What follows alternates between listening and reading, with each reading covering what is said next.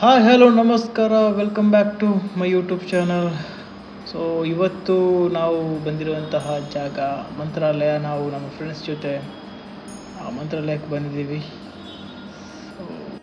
So ಯಾರೆಲ್ಲ ನನ್ನ YouTube ಚಾನಲ್ನ ಫಸ್ಟ್ ಟೈಮ್ ನೋಡ್ತಾ ಇದ್ದೀರಾ, ಪ್ಲೀಸ್ ಸಬ್ಸ್ಕ್ರೈಬ್ ಮಾಡ್ಕೊಳ್ಳಿ, ಹಾಗೆ ಸಪೋರ್ಟ್ ಮಾಡ್ತಾ ಇರಿ. So once again welcome back to my YouTube channel.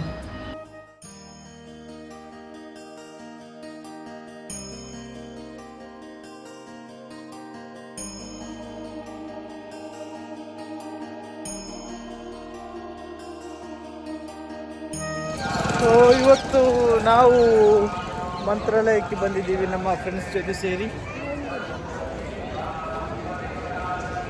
So ನನ್ನ ಲೈಫಲ್ಲಿ ನಾನು ತುಂಬ ದಿನದಿಂದ ಮಂತ್ರಾಲಯಕ್ಕೆ ಬರಬೇಕು ಅನ್ನೋ ಆಸೆ ಇತ್ತು. ಸೊ ಫೈನಲಿ ಇವತ್ತು ನಾವಿಲ್ಲಿದ್ದೀವಿ.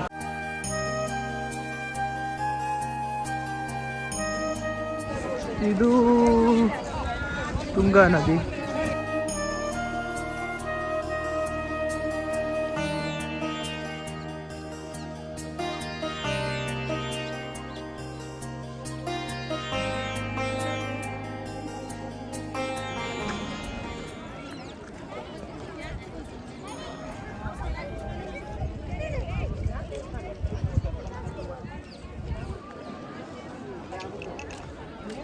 అంత ఇంక నామ బాడీ ఇట్లా ఫ్రెండ్స్ ఇట్లా పాడుకోలేదు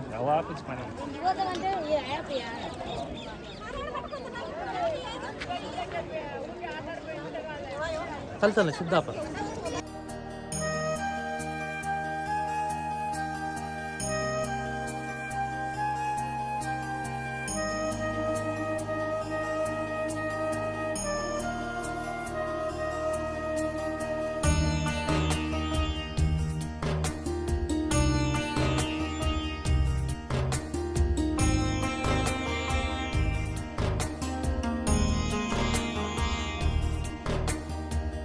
ತುಂಗಾ ತೀರದಲ್ಲಿ ನಾವು ಸ್ನಾನ ಮಾಡಲಿಲ್ಲ, ಜಸ್ಟ್ ನೀರನ್ನು ಈ ಥರ ಮಾಡಿ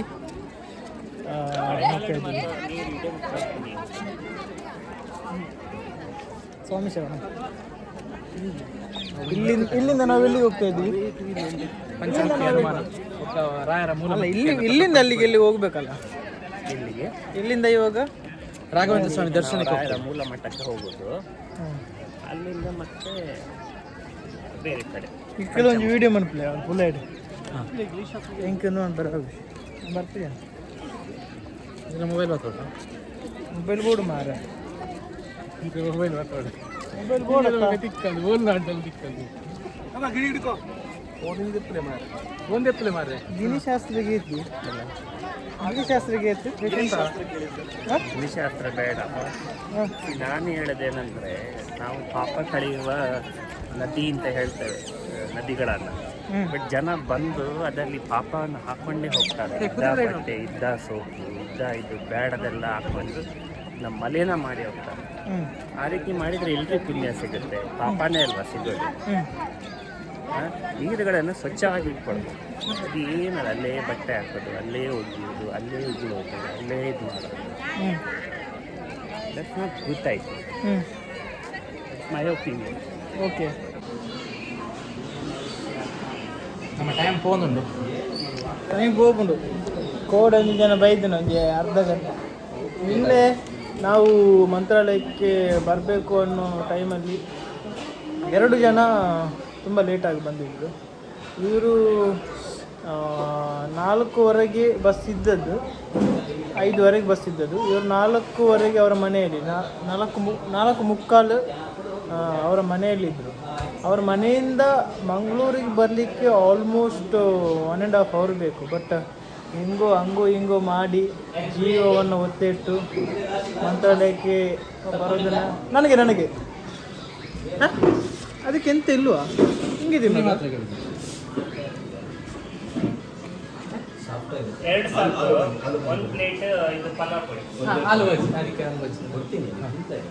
ಇದು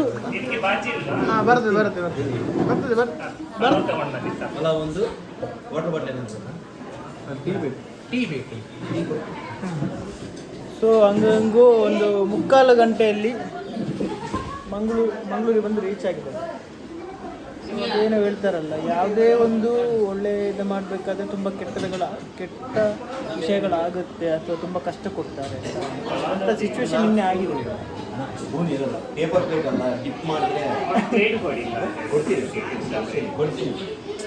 ಅವ್ರು ಕರೀತಾರೆ, ಕರೆದಾದ್ಮೇಲೆ ಅವ್ರು ಕೇಳಿದಾಗ ಓಕೆನಾ, ಅವ್ರು ಕರೆಯೋದು ಮಾತ್ರ, ಕರೆದಾದ್ಮೇಲೆ ನಾವು ಹೆಂಗೆ ಕೊಡ್ತೀವಿ ಹಂಗೆ ತಿನ್ಬೇಕು.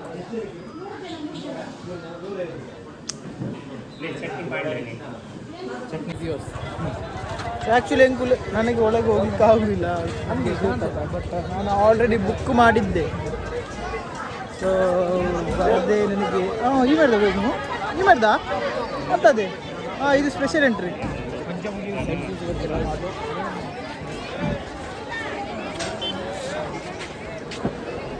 ನೆಟ್ಟು ತುಲೆ ಅದು ಕೆಂಪು ಕೆಂಪು ರೋಜು.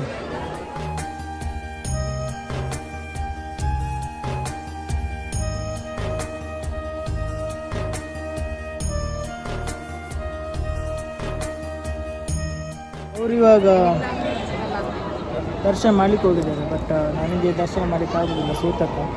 ಬಟ್ ನಾವು ಬುಕ್ ಮಾಡಿ ಆದಮೇಲೆ, ಬಸ್ ಬುಕ್ ಮಾಡಿ ಆದಮೇಲೆ ಸೂತಕ ಆಗಿರೋದು. ಸೊ ಬಟ್ ನಾವೇನು ಪ್ಲ್ಯಾನ್ ಮಾಡ್ಕೊಂಡಿದ್ದೀವಿ ಮಂತ್ರಾಲಯಕ್ಕೆ ಬರಬೇಕು ಅನ್ನೋದನ್ನು ಸ್ಟಾಪ್ ಮಾಡಲಿಕ್ಕೆ ನನಗಂತೂ ಮನಸ್ಸಾಗಿದ್ದಲ್ಲ. ಬಟ್ ಇಲ್ಲಿ ತನಕ ಬರೋದೇ ಒಂದು ಪುಣ್ಯ. ಯಾಕಂದರೆ ಯಾವುದೇ ಒಂದು ಪುಣ್ಯ ಸ್ಥಳಕ್ಕೆ ಹೋಗಬೇಕು ಅಂದರೆ ಅದಕ್ಕೆ ನಾವು ಪ್ಲ್ಯಾನ್ ಮಾಡಿಕೊಂಡ್ರೆ ಆಗಲ್ಲ, ಅದು ದೇವರ ಪ್ಲ್ಯಾನ್. ಸೊ ಹಾಗಾಗಿ ಅವರು ಕರೆಸ್ಕೊಂಡ್ರೆ ಮಾತ್ರ ನಮಗೆ ಬರಲಿಕ್ಕಾಗೋದು. ಸೊ ಹಾಗಾಗಿ ನಾವು ಏನೇ ಪ್ಲ್ಯಾನ್ ಮಾಡಿಕೊಂಡ್ರೂ ಅದು ಆಗಲ್ಲ. ಅಲ್ಲಿ ದೇವರು ಇಲ್ಲ ಇವರು ಇವತ್ತು ಬರಲೇಬೇಕು ಅಂತ ಏನಾದರೂ ಪ್ಲ್ಯಾನ್ ಮಾಡ್ಕೊಂಡಿದ್ರೆ ಮಾತ್ರ ನಮಗೆ ಬರಲಿಕ್ಕಾಗೋದು. ಬಟ್ ಇಲ್ಲಿ ಇವತ್ತು ತುಂಬ ಜನ ಇದ್ದಾರೆ, ಯಾಕಂದರೆ ಇವತ್ತು ಶನಿವಾರದ ದಿನ ತುಂಬ ಜನ ಫ್ರೀ ಟೈಮಲ್ಲಿ ಬಂದು ಹೋಗ್ತಾರೆ. ಯಾಕಂದರೆ ಮಂತ್ರಾಲಯಕ್ಕೆ ಬರಬೇಕು ಅನ್ನೋದು ನನ್ನದು ಮಾತ್ರ ಅಲ್ಲ, ತುಂಬ ಜನ ಅದನ್ನು ಪ್ಲ್ಯಾನ್ ಮಾಡ್ಕೊಂಡಿರ್ತಾರೆ. ಇಂಥದ್ರಲ್ಲಿ ತುಂಬ ಜನ ತುಂಬ ಇದ್ದಾರೆ. ನಾನಿಲ್ಲಿ ಕೂತ್ಕೊಂಡಿದ್ದೀನಿ, ಅವರು ದರ್ಶನಕ್ಕೆ ಹೋಗಿದ್ದಾರೆ. ಹೋಗಿಬಿಟ್ಟು ಅವ್ರ ದರ್ಶನ ಮುಗಿತು ಅಂತ ಹೇಳಿದ್ರು, ಕಾಲ್ ಮಾಡಿದ್ರು ಇವಾಗ. ಸೊ ಅವ್ರದ್ದು ದರ್ಶನ ಮುಗಿದ ಮೇಲೆ ನಾವು ಎಲ್ಲಿಗೆ ಹೋಗ್ಬೋದು ಅಂತ ನೋಡುವ. ಆ್ಯಕ್ಚುಲಿ ಮಂತ್ರಾಲಯಕ್ಕೂ ಬರೋದಕ್ಕಿಂತ ಮುಂಚೆ ಏನೆಲ್ಲ ಆಯಿತು ಅಂತ ಹೇಳ್ತೀನಿ. ಫಸ್ಟ್ ನಾವು ಬುಕ್ ಮಾಡ್ಕೊಂಡು ಆದಮೇಲೆ ನೆಕ್ಸ್ಟ್ ಡೇ ನನಗೆ ಸೂತಕ ಆಯಿತು, ನಮ್ಮ ಫ್ಯಾಮಿಲಿ ಯಾರು ತಿರ್ಕೊಂಡ್ರು.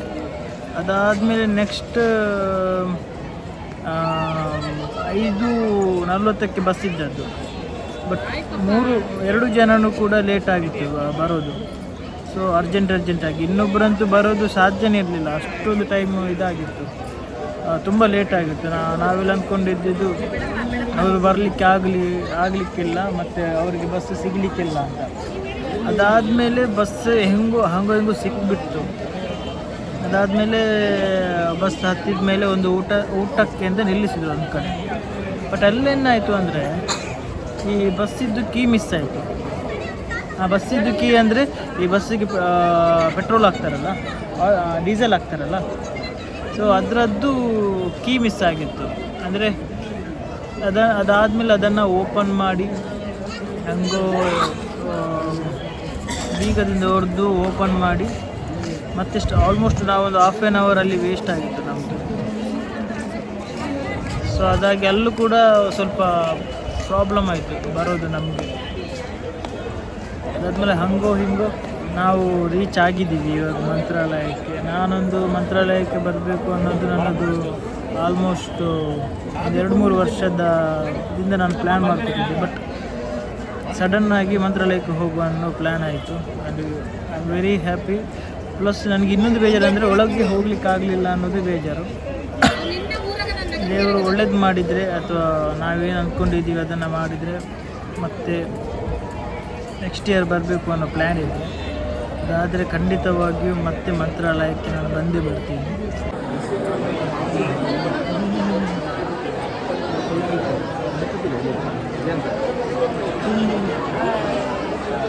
ಆಮೇಲೆ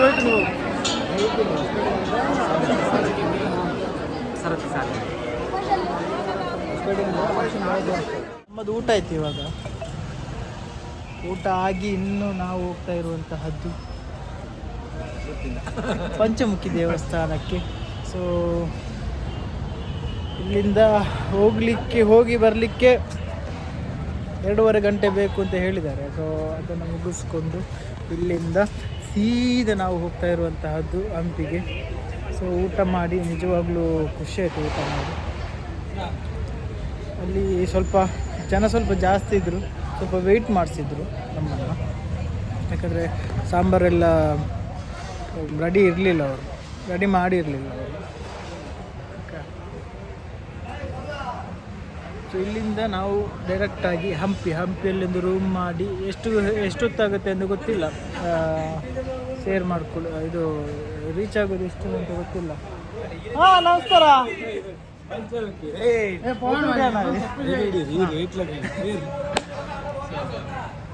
ಇಲ್ಲಿಂದ ನಾವು ಡೈರೆಕ್ಟಾಗಿ ಹೋಗ್ತಾ ಇರೋದು ಹಂಪಿಗೆ. ಹಂಪಿಯಿಂದ ನಾಳೆ ಫುಲ್ ಡೇ ನಾವು ಹಂಪಿಯಲ್ಲಿದ್ದು ಮತ್ತೆ 5 ಗಂಟೆಗೆ ಹೊರಡಬೇಕು.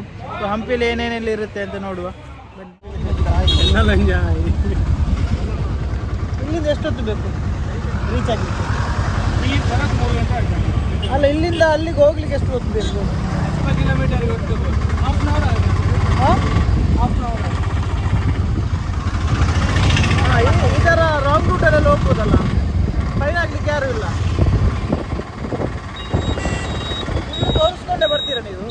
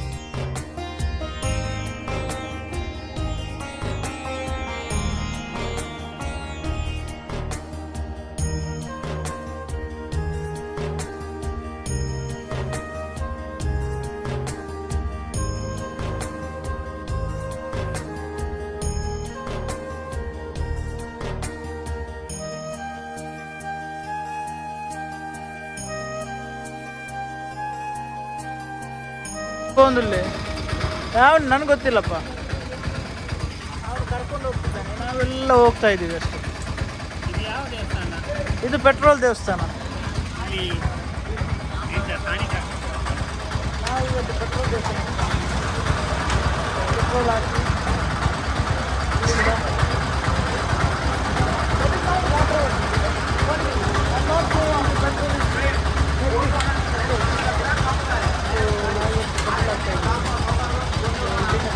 ಎಲ್ಲಿ ಹೋಗ್ತಾ ಇದ್ದೀವಿ ನನಗೆ ಗೊತ್ತಿಲ್ಲ.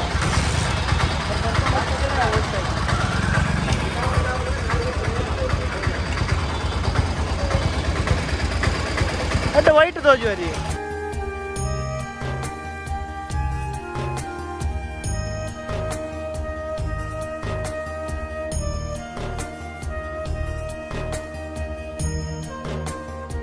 ಸೊ ಇವಾಗ ನಾವು ಉಚ್ಚಾಲ ಅನ್ನುವಂತಹ ಜಾಗಕ್ಕೆ ಬಂದಿದ್ದೀವಿ. ಇಲ್ಲಿ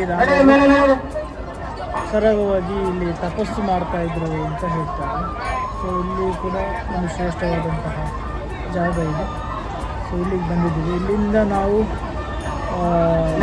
ಪಂಚಮುಖಿ ದೇವಸ್ಥಾನ ಹೋಗಬೇಕು. ಇಲ್ಲಿಂದ ಹಾಫ್ ಆನ್ ಅವರ್ ಅಲ್ಲಿಗೆ ಹೋಗಿ ನಮ್ಗೆ ಎಲ್ಲಿಗೆ ಹೋಗ್ಲಿಕ್ಕೆ ಆಗೋದಿಲ್ಲ. ನಮ್ಮ ಫ್ರೆಂಡ್ಸ್ ಹೋಗ್ತಾರೆ, ನಾನು ಇಲ್ಲಿ ಕೂಡ್ತಾ ಇರ್ತೀನಿ ಅಷ್ಟೇ.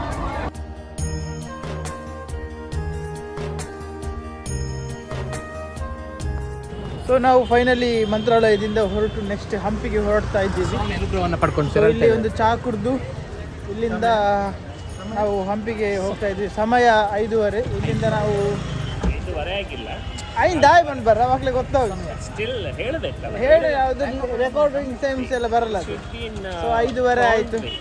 ಸೊ 5:30 ಆಯಿತು. ಇಲ್ಲಿಂದ ನಾವು ಸೀದಾ ಒಂದು ಚಹಾ ಕುಡಿದು ಹಂಪಿಗೆ ಹೋಗಿ ಅಲ್ಲೊಂದು ರೂಮ್ ಮಾಡಿ ಮಲಗಿ ನಾಳೆ ಫುಲ್ಲು ಹಂಪಿ ಸುತ್ತಬೇಕು. ಬಟ್ ತುಂಬ ಜನ ಹೇಳ್ತಾರೆ ಹಂಪಿಯನ್ನು ಸುತ್ತಬೇಕಾದ್ರೆ 1 ದಿನ ಸಾಲಲ್ಲ, ಮಿನಿಮಮ್ ಅಂದರೂ 3 ದಿನ ಬೇಕು ಅಂತ. ಬಟ್ ನಮಗೆ ಅಷ್ಟು ದಿನ ರಜೆ ಕೊಡೋದಿಲ್ಲ. ಆ ರೀಸನ್ಗೋಸ್ಕರ ನಾವು ಒಂದೇ ದಿನದಲ್ಲಿ ಹಂಪಿಯನ್ನು ಮೇಲೆ ನೋಡಿ ಹಂಪಿಯನ್ನು ಫುಲ್ಲು ನೋಡ್ತೀವಿ. ಸೊ ಇವತ್ತು ನನಗೆ ಜಾಸ್ತಿ ವೀಡಿಯೋ ಮಾಡಲಿಕ್ಕೆ ಆಗಿಲ್ಲ, ಯಾಕಂದರೆ ನನ್ನ ಮೊಬೈಲಲ್ಲಿ ಚಾರ್ಜ್ ಇರಲಿಲ್ಲ. ಸೊ ಹಾಗಾಗಿ ಸಿಗುವ ಮತ್ತೆ, ಬಾಯ್ ಬಾಯ್. ಆ್ಯಕ್ಚುಲಿ ನಾವು ಇಲ್ಲಿ ಎಮರ್ಜೆನ್ಸಿ ಹಂಪಿಗೆ ಹೋಗಬೇಕಿತ್ತು. ಯಾರೋ ಒಬ್ರು ಒಂದು ಒಳ್ಳೆ ಪ್ಲ್ಯಾನ್ ಹೇಳಿದರು, ಅದು ಪ್ಲ್ಯಾನಿಂಗ್ ಲಾಟ್ಬಿಟ್ ಪ್ಲ್ಯಾನಿಂಗ್ ಇಂದ ಎಲ್ಲ ಇದಾಯ್ತು. ಅದೇನೋ ಮಧ್ಯಾಹ್ನ ನಂತರ ಹಂಪಿಗೆ ಹೋಗುವುದು ಅದಕ್ಕೆ ಹಿಂಗೆ ಅಂತ ಮಾಡಿ ಇವರು 5-6 ಗಂಟೆ ತನಕ ಇಲ್ಲೇ ಇದ್ರು. ನನ್ಗೆ ಗೊತ್ತಿರಲಿಲ್ಲ ಮಂತ್ರಾಲಯದಿಂದ ಹಂಪಿಗೆ 4-5 ಗಂಟೆ ಟ್ರಾವೆಲ್ ಉಂಟು. ನಂಗೆ ನಿಜವಾಗ್ಲೂ ಗೊತ್ತಿರಲಿಲ್ಲ, ಯಾಕಂದ್ರೆ ನಾನು ಒಬ್ಬ ಸಿಕ್ಕವರು.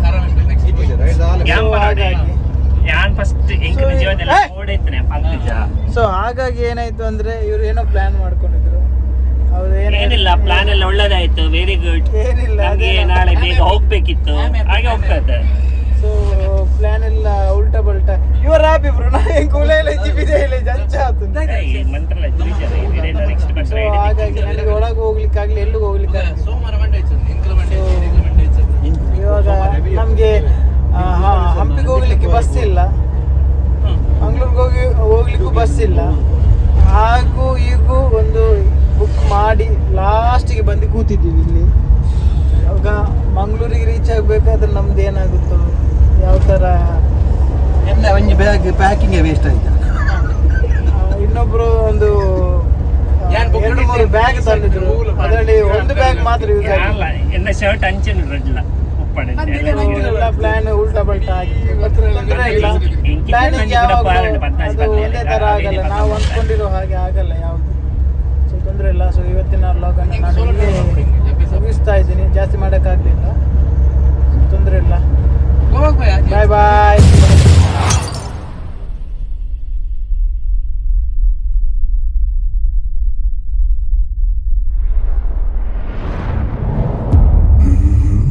Mm-hmm.